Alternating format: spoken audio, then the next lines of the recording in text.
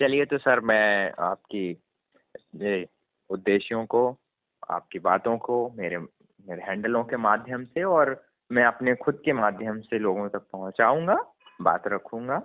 और जो भी जुड़ेंगे वो जुड़ जाएंगे, नहीं जुड़ेंगे तो जैसे ही आराम।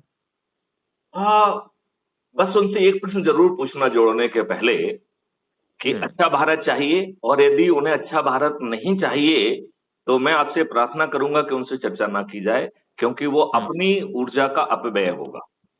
जी जी जी, जो जरूर व्यक्ति जरूर। इतना दुष्ट हो, जिसे अपने बच्चों के लिए, खुद के लिए अच्छा भारत नहीं चाहिए, उसे इन यातनाओं से गुजरने दीजिए, इसका आनंद लेने दीजिए ना। आप उसकी पीड़ा को जी क्यों जी, कम करना चाहते हो?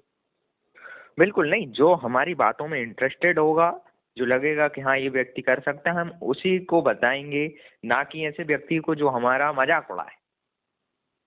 आपने बहुत अच्छी बात की। महाराज जी, आपका नाम इनिशियल मैं फिर से बोल रहा हूँ।